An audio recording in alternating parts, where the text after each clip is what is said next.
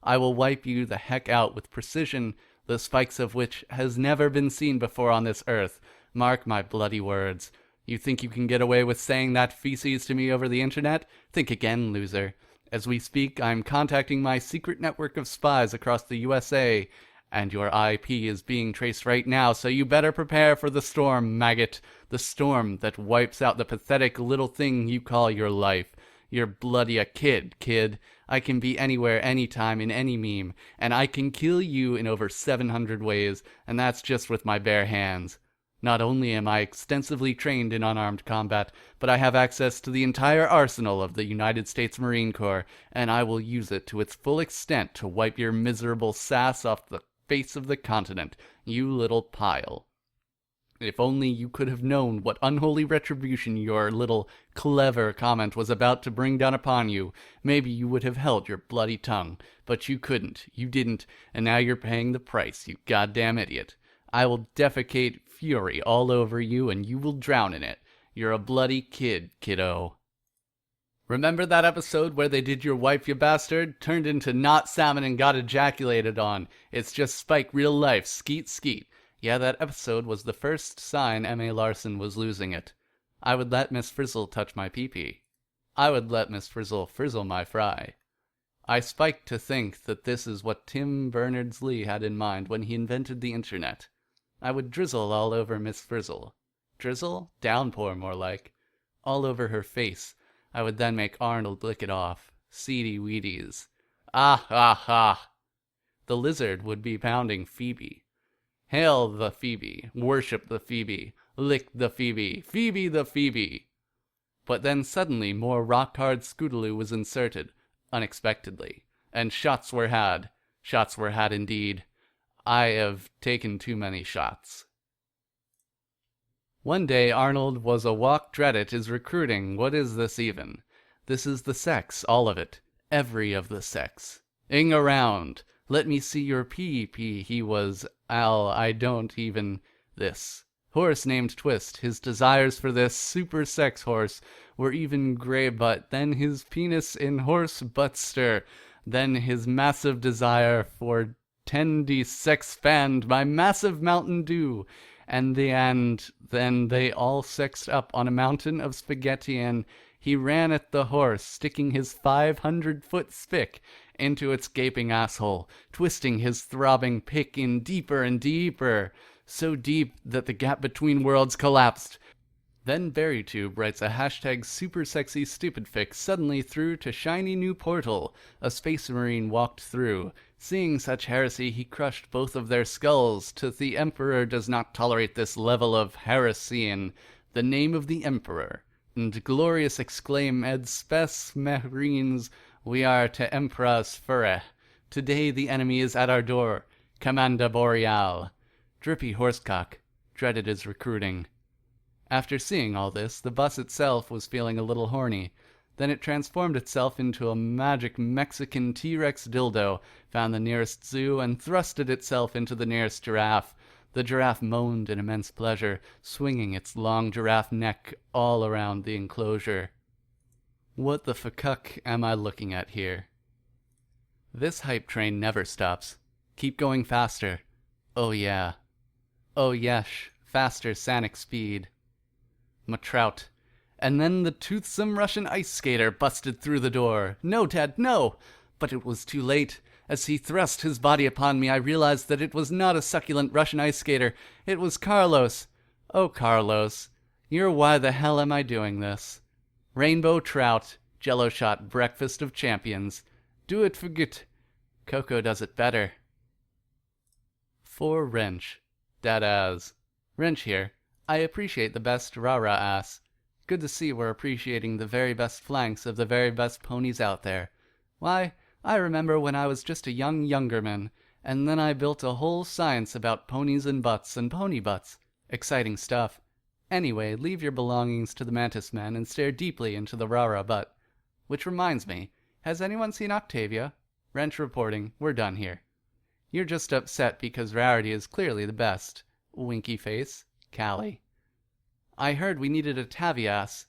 Very hot and bothered. Fluffy, fluffy marshmallow. Tommy Spud intensifies. Looks left, looks right.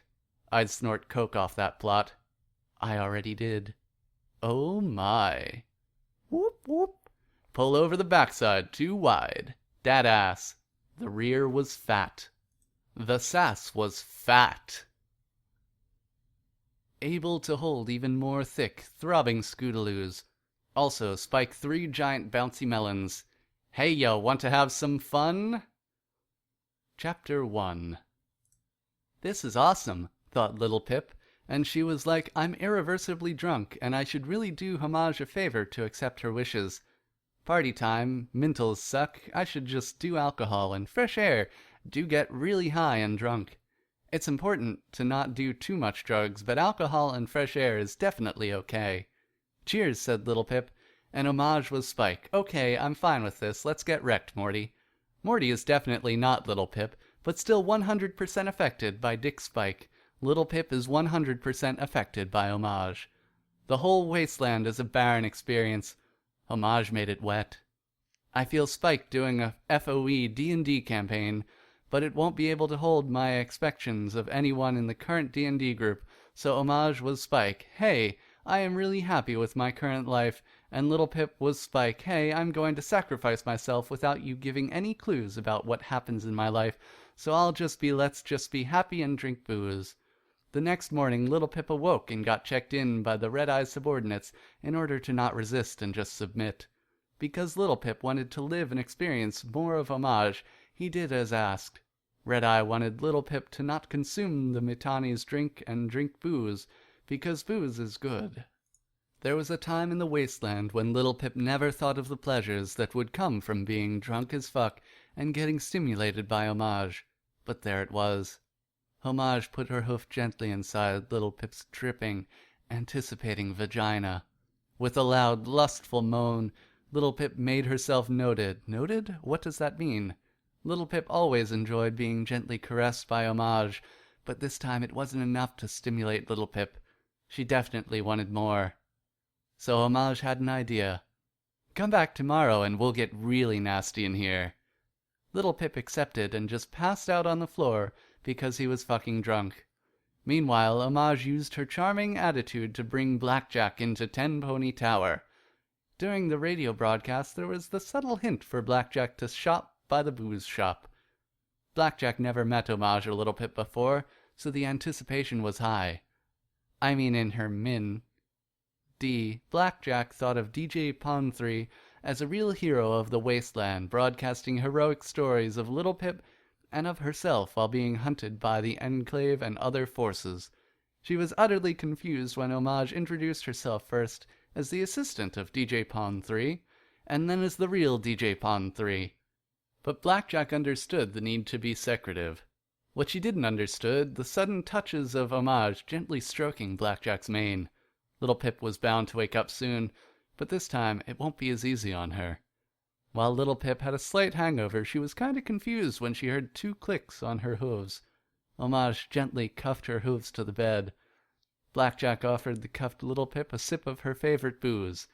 Little Pip, being helplessly cuffed to the bed, accepted Blackjack's offer and took a huge mouthful of the whiskey bottle. She tried to resist the hoof cuffs a bit, and Blackjack quickly interrupted her. There was a loud smack, and a red cheek appeared on Little Pip. "Don't you dare, little one," Blackjack said. Little Pip gasped in shock at her helplessness. Homage returned to the bedroom, and was pleased by the uncommon situation of her Little Pip being helpless. It's not like Little Pip knew what it's like being dominated by the situation. It was an odd thing to see Little Pip play the part of an underdog. Homage went a little rough on her, kissing her forehooves. Little Pip cried out because of the pleasure happening in this very bedroom. Blackjack helped along this. The situation went on for several minutes when Blackjack wanted some fun. She hooved herself. Homage saw this and said, "Wait, I'll do it for you." Homage went ahead and started kissing Blackjack's neck. Blackjack was aroused by that and started getting hotter and hotter. Little Pip still couldn't move her hooves and stared helplessly at her mare friend, kissing another mare she barely knew. In utter shock she gaped, "Please, let me in a well." Homage turned to Little Pip and just said, "Is it your turn again? I don't think so." Sensually, Homage kissed Blackjack's neck. A loud moan escaped Blackjack's lips, even now more aroused than before. Suddenly, Velvet Remedy and Calamity stood at the door, and they realized what was going on. "Should we join in?" Calamity reluctantly asked. What would Fluttershy do in this situation? Velvet asked herself. Calamity realized what was going on in his mare friend's mind, and interrupted her. He dragged her to the bed and said, "Joining in, would she?" Suddenly, Velvet realized she was speaking out loud. "We'll just do this. When we die tomorrow, we'll feel regret beyond comprehension. We should live our lives to the fullest. I'm sorry if I'm getting in too deep, Herr, but this is a situation of rare occurrence." Velvet contemplated her likely death in the wasteland and shed a tear. Likely she knew that they're all to perish in this hell, so with no further doubt, Velvet slid into the bed as well, and shouted, "Come at me, my little pony! Make me feel good!" Feeling even more helpless than before, Little Pip's idol laid next to her. Homage continued pleasuring Blackjack, her eyes erect in pleasure, not even registering the stallion and mare that had just joined them. In the past, Blackjack sought only the pleasures a stallion could bring in the breeding queue, but she wasn't prepared for this stallion dominating the whole bedroom. First, he started getting hard from Velvet. Then he went ahead and penetrated Blackjack. Close to climax, Blackjack was stunned by the sudden pleasure rising up inside her body. The orgasm completely dulled her senses, and she just fell paralyzed on the bed. "Next one!" Calamity shouted. Now it was Homage's turn. So far, she had spent her effort pleasuring Little Pip and Blackjack. Thus, she was in dire need of an orgasm. As if he knew, Calamity turned towards her and started to fuck her silly. Wings flapping, he penetrated her deeply. Homage let out a gasp at the sudden attention. Little Pip didn't feel right about her mare friend being penetrated by Calamity, and only just now realized that Velvet had passed out.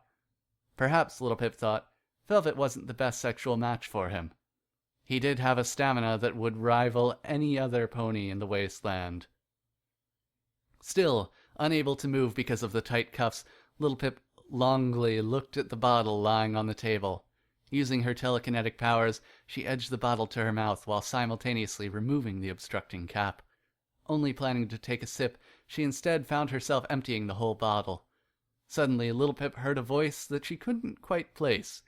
She remembered the scene from the memory orb. Be awesome, be smart, be pleasant, be aware, be unwavering, be strong. Awareness, it was under E. The memories of Rarity's lustful soul infused in the statues filled Little Pip's mind. They begged for pleasure as well. First, Little Pip floated Dash's statue slowly out of her bag, and then levitated into her eager pussy, not giving a buck about her constrained hooves. Little Pip realized on her only damn good magic. She slowly slid the rainbow statue inside, only to pull it out again, ever so slowly, savoring the feeling it gave her inside. She moaned as it entered and exited. Same as boring. Recognizing Rainbow Dash's nature, she knew she had to do more. But more was what Little Pip had in mind. Upon request, Little Pip's cuffs were removed by her friend. Finally being able to move, she approached the DJ Pond 3 loudspeaker and shouted. No longer feeling shame, Little Pip exclaims, "Let's get fucking wasted! Homage, cue up your best set." "No, fuck it! Put on every set!" Homage then realized that her broadcast had been on the entire time. The whole wasteland was in awe by the sounds DJ Pond 3 struck upon them. Somewhere else, there was a lone security mare asking for sexual pleasure. The security mare was Blue Shift. The stable Blue Shift was in had the sole reason to have a team full of mods existing, and trying not to repeat the mistakes of the past. The system inside stable 1337 wanted to try living in a community of ponies where all ponies are equal in power, and some slaves trying pleasure the mods. While everyone, Blackjack, Little Pip, Velvet Remedy, Calamity, and Homage were experiencing sexual pleasure beyond their comprehension, Blue Shift listened to the broadcast. He wanted satisfaction now. He went towards the prison chambers and the security chambers and was leaning towards the cell with Toastib. Toastib was a lone stallion inside of the cell guilty of committing the crime of being sober. That wouldn't be an offense in any other stable, but in stable 120, it is a heavily punished crime. Blue Shift opened the cell and said, "Let's do this." Blue Shift used his strength to make Toastdeeb submit when he heard a noise behind him. Om Nom Tom and the Overmare Salcud stood at the door to the cells and was seeking sexual pleasure from Toastdeeb after listening to GJ Pond 3's broadcast. "We should get to Ten Pony Tower and really get wrecked," Blue Shift said, in order to make everyone understand the situation. It was not a common thing to just abandon the stable to seek out sexual pleasure, but ever since the broadcast, every mod in stable 120 was aroused. Suddenly, every mod and modman stood at the door ready to make the pilgrimage to Ten Pony Tower. The mods and admins took up arms in order to survive the barren wasteland, the pursuit of pleasure being first and foremost in their minds. The first steps outside felt like a whole new world opening upon every mod and admin. But then they felt sad. The sky was dark, the ground barren. This was not a place for them. This was not a place for anyone. The oppressive feeling of death and destruction lingered over them, unshakable. No one wanted to stay here, so it was collectively decided. Get to Ten Pony Tower. It's on the Pip-Buck. Chapter 2. Restless Spirits. Since Rarity infused her soul into the statues, the splinters are restless. What would you do if you are trapped inside a statue for the rest of your life? You definitely get lonely. The spirits were looking for a way to get out of their prison, and when, if not now, when all statues are together and their powers are combined. In a splash, the Homage's bedroom was filled with light, and then out of the light mares were walking out of a rip. Someone knocks at the door. All the ponies turn their heads, caught in the act but unable to make any other expression. Suddenly, the door swung open, and Blue Shift stumbles in. Only Blue Shift was visible at the moment. Then Enlak, Terry, and Kryleza appeared. Wait, I can't write my own Clopfic? Unless I'm fucking Little Pip. I'll edit my fucking Little Pip, otherwise I can't go further. I fuck Little Pip further. Okay, continue by adding every BT modmin getting railed by Calamity. That would be excellent. Are people continuing this? I can't write, only can edit. Yeah, I'm just adding descriptive words as needed to make things more saucy. Wait, can someone tell me who's still involved in this fic? Is Calamity still railing horses? Whoever you want to be involved is involved. You can even write in Blue X Chris. Well, then I'd get some twi-dash action going, but that isn't possible. And then everyone comes into everyone. The end. Everyone is still involved, I just have no clue how to continue. Wait, what is behest as a word? Oh, okay. I was figuring someone tried to write best and messed it up. Behest, Ernest asking. Like, do it now kind of thing. If I were to ask you at my behest, it would be, please do this thing. Behest implies asking for a thing. Behest works better. Just saying, I English well. BRB, more booze. Booze is good. And then Enlak questioned what the fuck he was doing. And then Kryleza realized that he really wants to finish this fic and said cheers. Well, okay, kick me off when you're sick of me. I am not sick of you. Okay, more beer and water. BRB. What the fuck is BJ's stroke? I had the impression that stroke was a different word for neck, but I'm a horrible idiot still learning English. Stroke as in either the medical phenomenon, or grabbing a dick and rubbing it. That sentence sounds weird. I suck, probably. Correct that, please. I'm drunk. I'm editing for you. You should break this paragraph off a bit, to be honest. Line breaks for speech, please. Be back. Homage hug.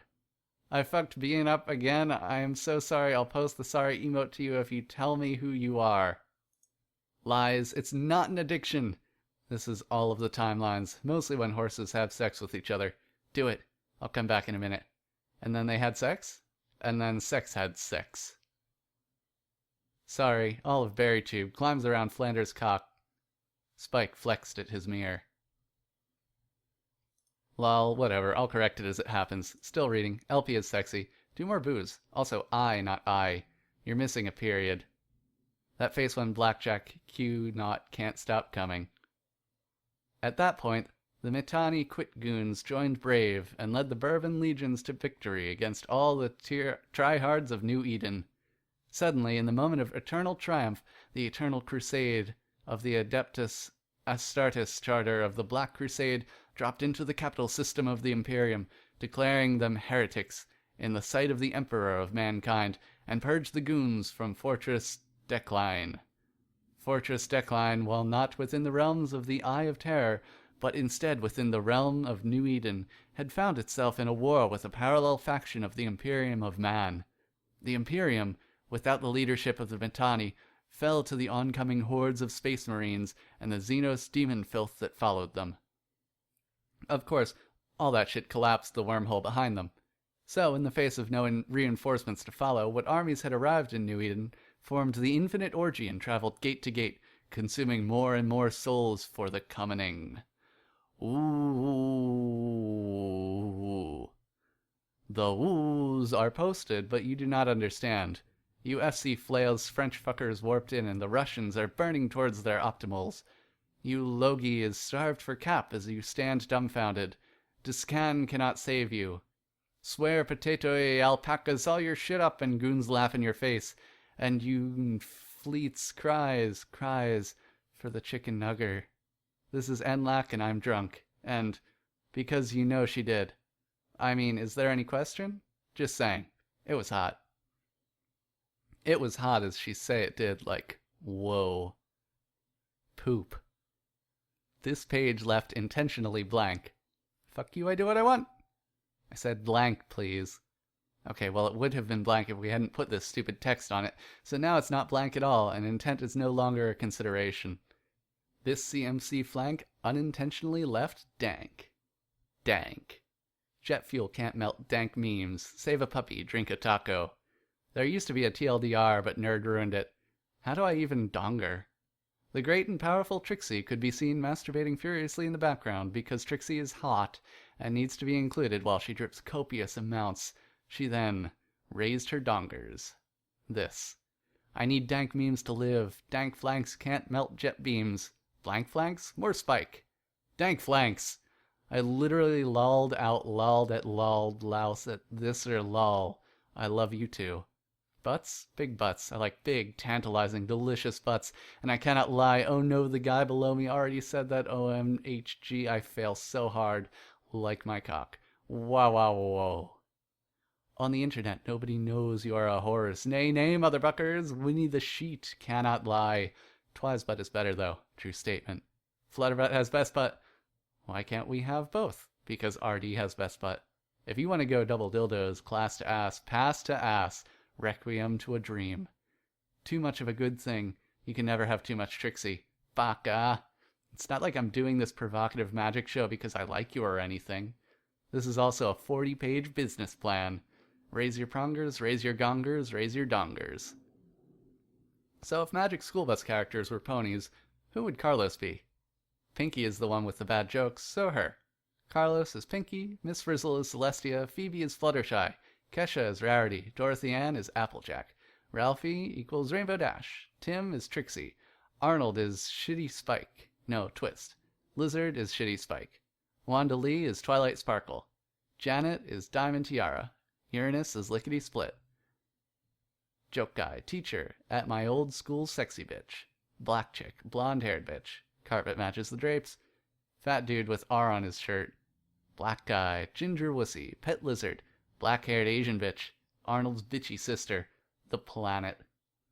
At my old school, which is Fluttershy. I don't remember enough about the show to confirm or refute most of these. There were 2 black girls? I only remember the hair one. Oh.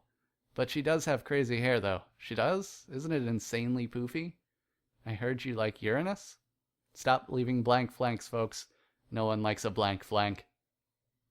What if it isn't blank enough, though? Dat formatting. I like yogurt. I can't stop eating it. Help me.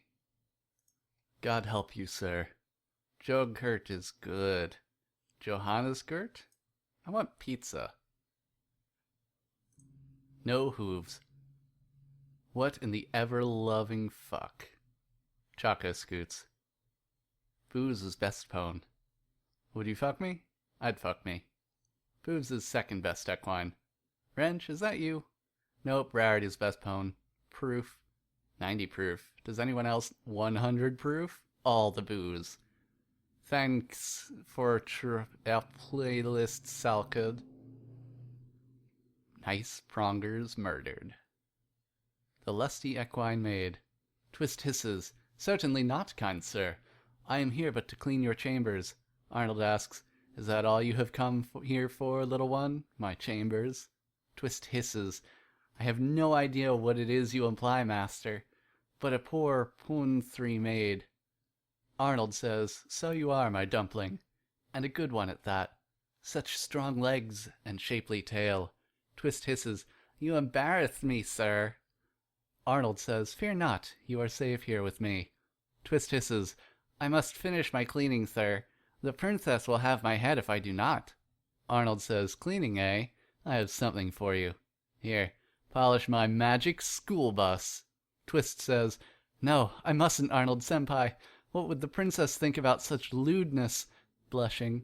Holy wow, 1,000,000 keks, +1, ha ha ha, V. Why is Twist so hot? I want to penetrate her freckles. So you want to sex her cheeks? Yes, all of them. Do you have enough dicks to penetrate all the freckles at once? That's the only way it would work. I'm like Knuckles, my pick splits at the end. Can you also jump infinitely if you pause the game? Only people and allies? Is that the plural? Plural of what? Ally? Like a place between two buildings. Alleys. Though I would also sex branches OC. I do not think I want to sex any cartoon horses. You are sick. If I am sick, do I still need to go to work tomorrow? Call in sick. Say you have a case of the wanting to sex ponies. This loses the job. Vaginally sexing ponies is greater than job. But in order to sex bitches, I must first acquire money. There needs to be a term like bitches, but refers to horses, like mitches or something. Well, if bitch is derived from female dog, filly, I suppose? Mares doesn't sound derogatory, though. Neither did bitch if you go back far enough. We're the innovators.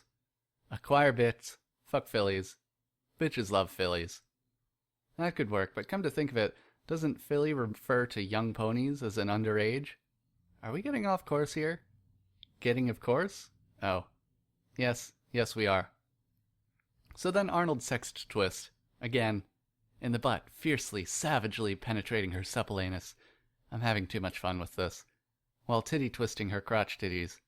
As Twist moaned with pleasure, begging for more of Arnold's sweet, massive cock, he made an unfortunate realization.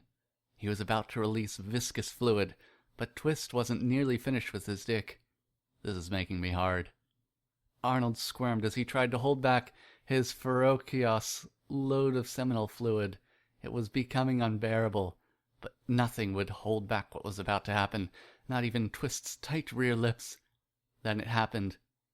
No longer able to hold it back, he unleashed his load deep across Twist's ass, panting and embarrassed by his failure. He pulls out his chick. Luckily, Arnold had a second cock ripe and ready. This time would be different, he said. I will make it. Twist squealed with excitement at what was about to happen. Ready for action, Arnold got to work again with his second penis, again thrusting methodically at Twist's asshole. As he worked to achieve her glorious orgasm, his first penis began to resurrect.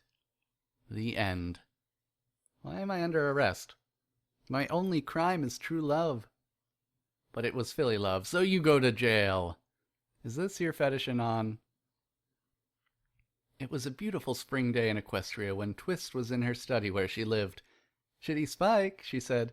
Come here, shitty Spike. And shitty Spike came over to her.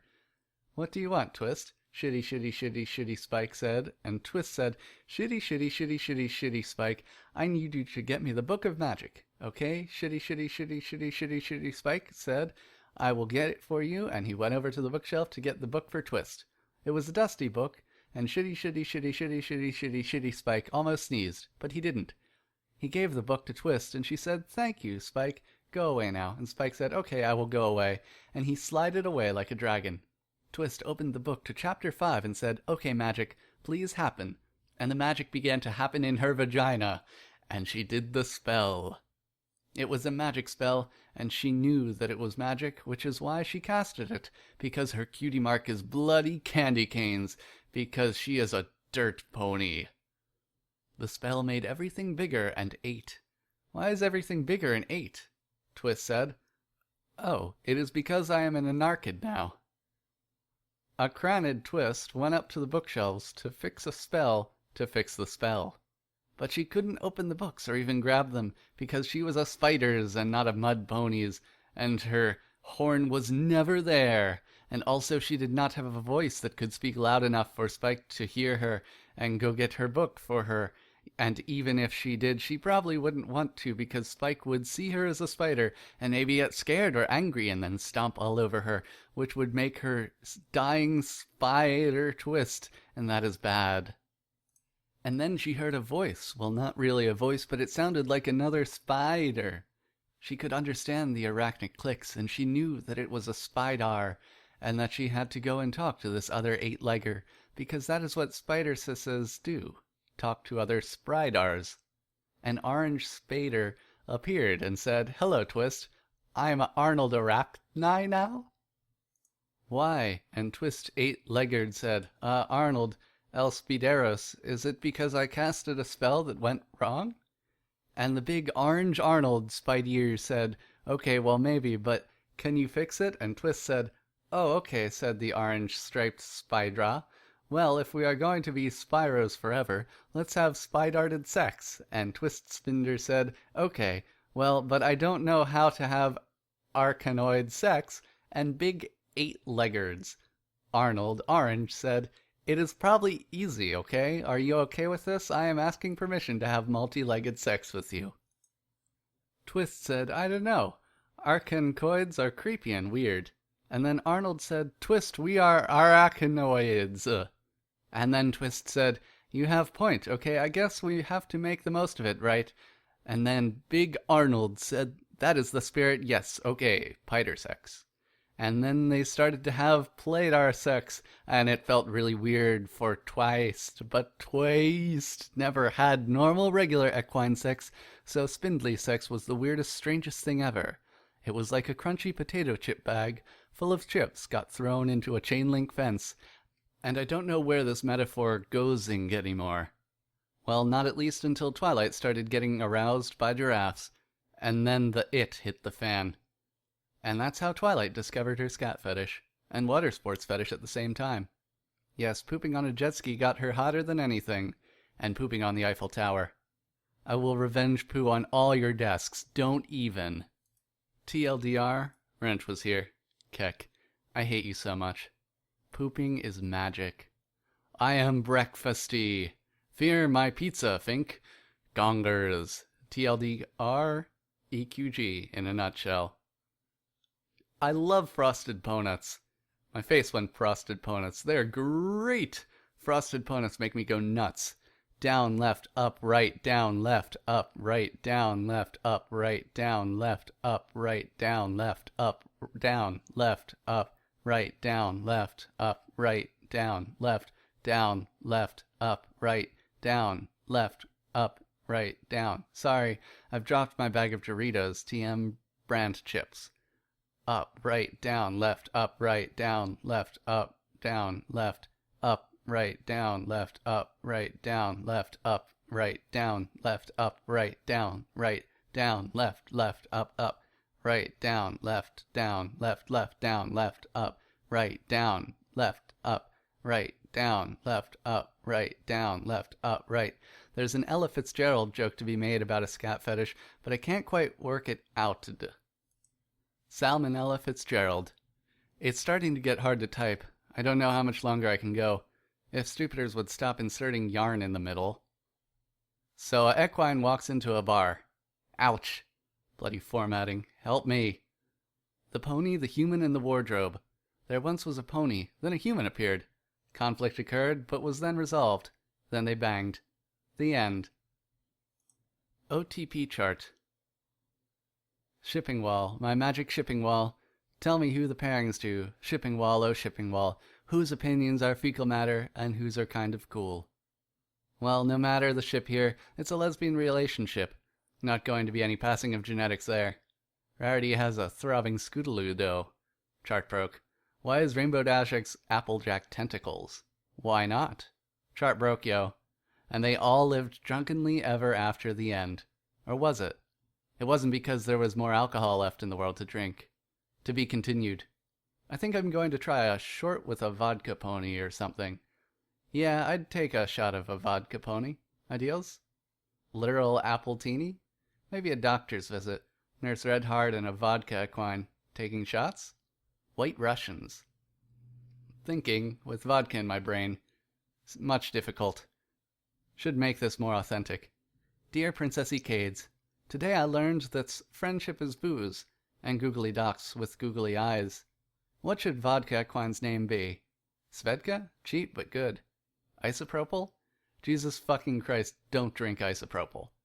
http://www.ncbi.nlm.nih.gov/pubmed/2481538. Typing this while in TeamSpeak in the Writer's Block channel. Title: Taking Shots. 'Twas another nice day in Equineville on a typical weekday in the early evening. At the Ponyville Hospital, Nurse Redheart was making the usual rounds, doing usual nursey things, when she was called to her front desk over the intercom to take care of an unusual patient. Not this again, I swear. If they bring in another changeling in and it calls it unusual, I'll have Twilight give them a lecture on being culturally sensitive, she muttered to herself as she walked the halls towards the front desk. Thinking about such a lecture made her half smile and smirk, as it reminded her of 3 months ago when she pleaded a similar case to Twilight, and the upper management got a 5-hour lecture on proper business etiquette. She must have had at least a dozen different changelings she checked up on since the Canterlot invasion by now. Not that she was thinking about it. It was time for another one to show up. Rounding the last corner and set of doors, she entered the front desk and general waiting area. Putting on her best smile, she pulled up her clipboard and asked the receptionist who was up next. The receptionist, having an obviously awkward smile, leaned over towards Redheart and whispered, "Svedka is her name, though, quite honestly," she glances over to a slightly odd-looking pony that was sitting down and fidgeting slightly, "she is not normal, or even remotely so." Redheart, slightly taken aback, asked, "In the end, Nurse Redheart had sex with all the patients, because drunk. TeamSpeak in the Berrytube Writer's Block channel. They gasp. Medicate me, infiltrate me. Side effects appear, as my conscience slips away. I don't think I'll be here by January. 7 Horse Mexico. Seat belts, everyone!" Miss Frizzle began to tie up Arnold to her chair. "I knew I should have stayed home today," muttered Arnold. "Today, class, we will be exploring the anus." But no, seriously, wasn't this an actual episode? There's one where they go around Arnold, but I'm pretty sure they go in through the mouth and fight a cold or something. Mouth, anus, no! Comic Sans. It starts with one thing. I don't know why. It doesn't even matter how hard you try. Keep that in mind. I designed this rhyme to explain in due time all I know. Time is a valuable thing. Watch it fly by as the pendulum swings. Watch it count down to the end of the day. The clock ticks life away. It's so unreal. Didn't look out below. Watch the time go right out the window. Trying to hold on, but didn't even know. I wasted it all just to watch you go. I kept everything beside, and even though I tried, it all fell apart. What it meant to me will eventually be a memory of a time when I tried so hard and got so far, but in the end, it doesn't even matter. I had to fall to lose it all, but in the end, it doesn't even matter. One thing. I don't know why. It doesn't even matter how hard you try. Keep that in mind. I designed this rhyme to remind myself how I tried so hard. In spite of the way you were mocking me, acting like I was part of your property, remembering all the times you fought with me, I'm surprised it got so far. Things aren't the way they were before. You wouldn't even recognize me anymore. Not that you knew me back then, but it all comes back to me, in the end. You kept everything beside, and even though I tried, it all fell apart. What it meant to me will eventually be a memory of a time when I tried so hard and got so far, but in the end, it doesn't even matter. I had to fall to lose it all, but in the end, it doesn't even matter. I put my trust in you, pushed as far as I can go. For all this, there's only one thing you should know. I've put my trust in you, pushed as far as I can go. For all this, there's only one thing you should know. I tried so hard and got so far, but in the end, it doesn't even matter. I had to fall to lose it all, but in the end, it doesn't even matter. Pizza. Who here would not eat out pizza, Equine? All day, every day. Eat pizza every day. Sex pizza every day. Rip Comic Sans, 9/18/15 to 9/18/15/11. Where were you when Comic Sans was kill? I'm coming to Comic Sans. If a horse poops in the woods and Arnold eats it up, does it make a smell? Hi, it's me, Jeff. Burgess? Yeah, you should hang around more and get free publicity less. Hi. Cool big grass hat. Oh, hi there. Hi, Jeff. Guys, let's observe Sabbath. Like Black Sabbath? Like go to a concert? No, like the Lord's Day. The shit Lord's Day? Oh, you got a lot of talk, bro. I bet Scythe posted this. Scythe7 didn't. I like to play with my horse. Ast, fast, fast.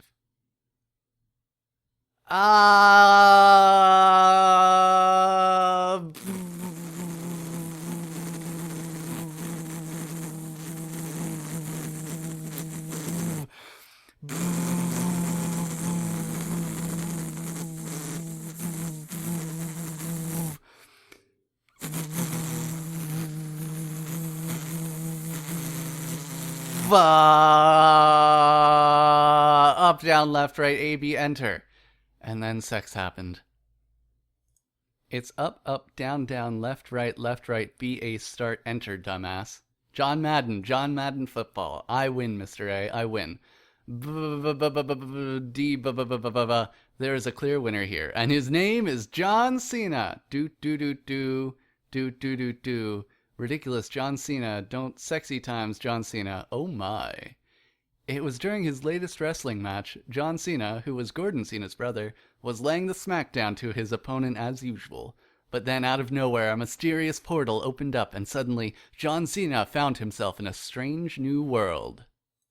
Hello there, squeamed Twist. Do you like cock and cock accessories? They're only my two favorite things, Twist replied excitedly. Well, then I think I have something you'd like to see, John Cena said as he slowly stepped out of his unitard. Twist's legs began to shake with excitement. It's only my 53,745th time. Be gentle. Don't worry, my little equine. I won't hurt you, he said as he gently laid Twist down, still quivering as they prepared to make love. Do you smell what my cock is cooking? Suddenly, the Rock himself joined in on the fun, equally thirsty for Twist and her sensual pony body. Meanwhile, in the corner, Arnold wept over the death of his flaccid multicocks. Come back, please, my cocksuses, whined Arnold. Out of the corner of her eye, Twist saw Arnold weeping, but she didn't care. With the loss of his multicock, he was no longer of use to her. Twist's only concern was her current bounty of not one, but two WWE wrestlers at her beck and call. Her body was ready. John Cena tagged in the Rock with his trademark rock-hard cock into the ring. I'm going to lay the smackdown on this pony ass. That means her special place is all mine, John Cena said, with lustful intent. Twist dislocated her hips in anticipation. I'm ready for you both. Needing no further invitation, The Rock and John Cena shot each other a silent nod. They knew what had to be done as they both penetrated Twist's holes and began fucking her as she had never been fucked before. Holy shit, Twist thought. In all of the 54,745 dicks that had been inside of me, none of them even come close to these. Whoa! Twist began to moan uncontrollably, each thrust bringing her ever closer to her most inner desire, a desire to come like never before. Faster, screamed Twist. Faster! Whoa! Put your ultra cocks deeper inside me. John Cena and The Rock were more than happy to meet her request, thrusting ever deeper into Twist's various orifices. Twist moaned in ecstasy as a response. Nobody, pony nor man, had made her feel this way before, and she did not want to stop. A rush of various emotions poured over Twist as her tears, snot, and drool flowed from her moaning face. Then, as quickly as it all began, Twist couldn't contain herself. She came harder than she had ever come before, and she lay there quivering. John Cena and The Rock pulled out their cock, both nearing climax themselves, and the two of them neared their cocks to Twist's face. Knowing what to do next, Twist shoved not one, but both of their cocks into her mouth, and started sucking. This not being her first time, she knew how to please a cock with her mouth. The force of both cocks pushed deep into her throat, gurgling pre-seminal fluid oozing out the corners of her mouth. Twist, using her flexed-up lisped throat, pleasured John Cena and The Rock like they had never felt before. Deeper and deeper their cocks go. Bigger and bigger they get. Twist was at her limits, but she didn't want to give up. Then the moment finally came as both John Cena and The Rock. Twist found herself unprepared for the sheer amount of cum she suddenly found filling her mouth and forcing its way down her throat. It was more than she could take. The combined might of their semen overwhelmed Twist. She suddenly found herself unable to breathe. Twist was literally drowning in the massive amount of cum forced into her by the twin massive cocks she had in her mouth. At first she began to choke, then her breathing began to slow down to the point where breathing was impossible to her. Eventually her lungs began to fill with Twist's semen, and Twist drowned, dead in a pile of cum, sweat, and spit. But John Cena and The Rock were not done. She's still warm, they thought. No, we are not doing that, The Rock yelled. It's just wrong. No, we must. She would want it this way. John Cena moaned while thrusting his cock into Twist's now dead pussy. The Rock reluctantly agreed, thrusting his cock back into Twist's mouth. Twist's dead corpse, suspended in the air, flopping about as John Cena and The Rock fuck it silly, leftover cum dripping from her mouth. This is so wrong, said The Rock. But then why does it feel so good?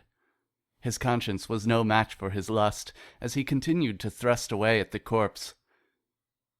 The force of each thrust was making quick work of Twist's limp, dead body, her head now beginning to detach from her body. Soon enough it became completely detached, but that did little to satisfy the two sex-crazed wrestlers. The Rock, holding Twist's now detached head, only began to fuck it more furiously with his increased control over Twist's mouth. As blood started flowing from Twist's neck, John Cena got an idea. Removing his cock from Twist's now cold pussy, he inserted it into Twist's still warm neck, her hooves hitting the ground, clop, clop, clop, as he furiously fucked her neck dry. This feels so much better, John Cena yelled. By this point a crowd had gathered in horror of what lay before them. Not only was their friend Twist dead, but now before their very eyes her corpse was being violated, defiled by two unknown creatures. As rigor mortis started to kick in, John Cena and The Rock became unfulfilled. Her now dry, hard body was no longer a pleasure fuck. What now? Asked The Rock. What else? Replied John Cena, as he laid his eyes upon the gathering crowd. Nodding in agreement, The Rock introduced Lyra and Bonbon to the People's Elbow. Down for the count, they would be easy victims for their grim sexual intents. The background ponies, unsure of what is happening, could only watch in fear as the wrestlers began to sexually violate their pony neighbors. John Cena began to fist an unconscious Bonbon ever deeper into her now gaping cavity. At the same time, he thrust his dick deep in between Lyra's pussy lips, her unconscious body unaware of what was happening. Somehow, this made the whole experience even more pleasurable to John, as he happily partook of the pleasures of the flesh lain before him. The Rock, not one to just watch, decided Bonbon's mouth was the right fit for his now enormous and hard cock. Having trouble fitting it in, Bonbon's jaw suddenly gave away, allowing The Rock's cock to slide straight down her throat, John Cena's fisting pushing it deeper. So there they were, two rivals in the ring, partners in rape, each thrusting their cocks into their respective victims while a captive audience looks on in fear. No one could save them. Suddenly a portal opened, and out came Arnold with his multi-cocks. Speaking of portals, Cell and Gladys suddenly popped out of a massive cake, triple tits and everything. They rode a gargantuan companion dildo together, screaming in delight from the pleasurable thrusts that engaged the both of them. Oblivious to the newcomers, Cena and Rock kept up their current business, continuing to seek their unholy carnal pleasures, when suddenly, much to the delight of the terrified townsfolk, Twilight Sparkle and her friends came to the rescue. Cue Power Pornies music. "Oh, my Celestia!" Twilight screamed, witnessing the sights she saw before her. Twist's raped corpse, and now Lyra and Bonbon suffering a similar fate without her intervention. "I never read about this in any of my books." Arnold cozied up to Twilight, flicking her strap-on with his finger. "Is that for me?" Twilight, having never experienced such an advance firsthand, felt her face get hot as her cheeks flushed red. "I'm glad I didn't stay home today," Arnold squelched with glee. Fucking brilliant. Twilight's friends could do nothing but watch as their leader succumbed to Arnold's advances. They had come here to stop the sex-crazed madness they saw before them, but instead now found themselves part of it. "Well, if Twilight is doing it," Pinkie wondered aloud. "Oh my," murmured Fluttershy. "Oh, you want to do this the hard way? Let's do this the hard way," yelled Rainbow Dash. "So it's gonna be that way, huh?" Pinkie Pie said, "Well, hold your horses, because this party cannon is ready to explode." "I've been wanting to do this for a long time." Rainbow Dash forced herself onto Fluttershy. Unwilling to fight back, Fluttershy succumbs to Rainbow's sudden cock. Fluttershy, being a shy and gentle soul, easily submitted to the stronger-willed Rainbow Dash. Without delay, the latter went down on Fluttershy, licking and nibbling her clitoris. Fluttershy groaned, "Rainbow, please, we're friends," but in her heart she craved for more. Sensing this, Rainbow only increased her efforts. Fluttershy continued to moan in ecstasy, no longer pretending that she hadn't craved this for years. "Keep going," she yelled. "Make me your bitch." Rainbow was more than happy to comply with the newly enthusiastic Fluttershy as she redoubled her efforts, eating out her pussy like she had never done before. "This will be great practice for the Wonderbolts," Rainbow thought. "If I can do this to Fluttershy, imagine what I can do with Spitfire." This continued until Fluttershy could no longer help herself. She came, squirting her juices all over Rainbow's face, who licked them all up with pleasure. Applejack leapt into action with Twilight, not wanting to miss out on Arnold's massive multicocks. "I got my rope," Applejack said yee-hawingly. Arnold saw the rope and was nervous at first, then thought of being tied down. Losing control was scary to him, but also a little exciting. Despite his fear, he found himself unable to stop the powerful equine from roping him up. Now unable to move, he was now at the mercy of his now not one, but two sexual partners. With Arnold's twin cocks towering in front of them, Twilight and Applejack both went to back, riding the twin cocks. Facing back to back, the two ponies grinded on Arnold. With what lay before him, Arnold instantly forgot about Twist, as the two ponies gave him pleasure the likes of which he'd never felt before. Rarity, feeling left out, looks at Pinkie with lustrous intent. Pinkie, not one to let her friend down, obliges. Using her magic, she created a diamond double-sided dildo over top of her pussy, such that as her and Pinkie fucked, each would find it deeper outside of themselves. Pinkie began to cream streamers out of her now wet pussy. As Pinkie's pussy continued to get wetter and queef, Rarity's clenched harder and harder around the diamond dildo. Not content with simple penetration, Pinkie and Rarity began hoofing each other's assholes, uncaring of the pursuant brown mess. Their hooves go ever deeper, their lips meet, sloppy tonguing ensues. "Be my favorite dress!" screamed Rarity at Pinkie. "Okie dokie, Loki," Pinkie ponked. Rarity began to insert her back hooves into Pinkie's vaginal cave. Pinkie laughed with pleasure as Rarity now wears her as pants. "Now for my front legs," Rarity exclaimed with fury. Pinkie, being unexpectedly stretchy, made this easier than predicted. Has Pinkie done this before? Rarity wondered. Rarity continued to insert herself into Pinkie's moist pussy, sliding in her entire body. "Snug as a bug in a rug," laughed Pinkie. Rarity, now completely consumed by Pinkie's pussy, found herself in an odd position. What was she to do now?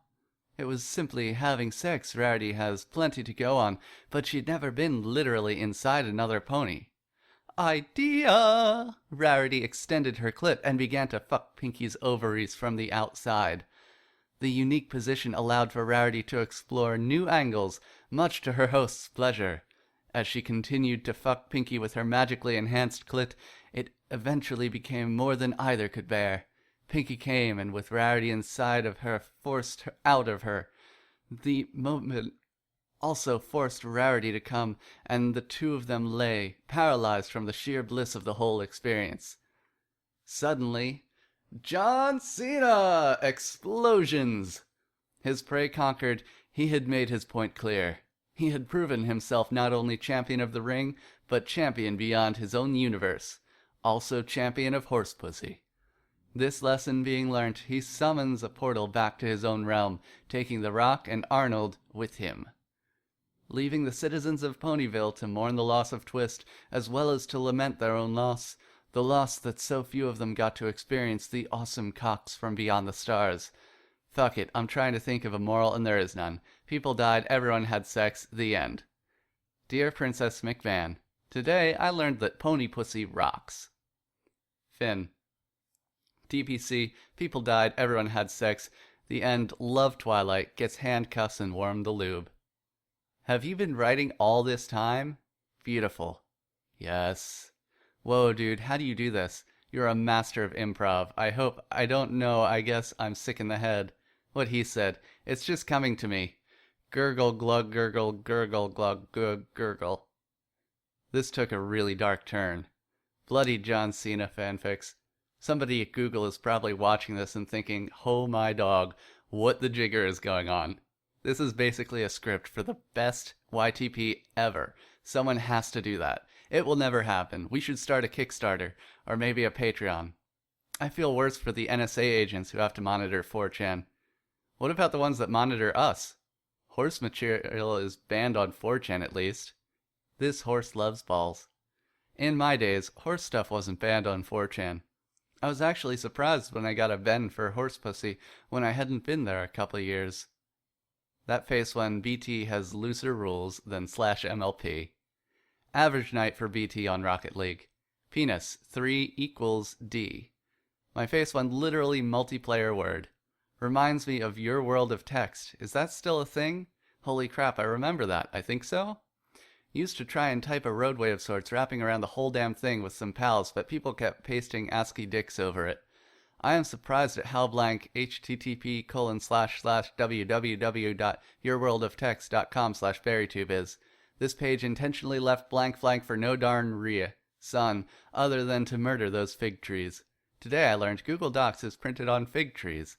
Bloody liars, the lot of you. This page isn't blank. Is 2, is not, is 2, is not, is 2 times infinity, is not times infinity plus 2, is 2n plus infinity, get wrecked, is not times minus infinity.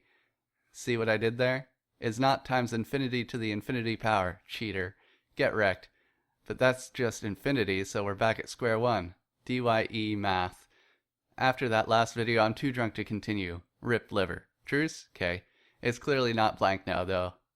Blank pages are a lie. Believe in the one, true dank page. Plays the Emperor. Praise the amnesia. Governmental requirements, courtesy of the administration.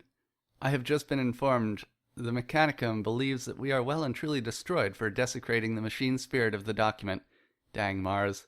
Wait, is this a blank page? Fuck your blank pages. I will eat our children and bake cookies in the heat of the sun. Warp to done, fucker. Articane, shot for shot, I will wreck you, and your rectum. Gooby, please. No. http://www.azlyrics.com/lyrics/vanessacarlton/ordinaryday.html. Just a day, just an ordinary day, trying to penetrate a horse, just an ordinary horse, but he was looking to the sky, and as I asked if he would ejaculate along, I started to realize that every day he finds just what he's looking for, like a shooting star he ejaculates. Just a day, just an ordinary day. Living in a lonely world, he fucked a twisty horse, ejaculating everywhere. Strangers, covering fee, trying just to find the semen, huge skoodaloos bursting in the night. Some drunk lucker is editing the footer. Can you turn down the font? Turn down for font. Ba ba bum ba bum ba bum bum bum ba ba bum ba bum ba bum bum bazongas. Everything is butts.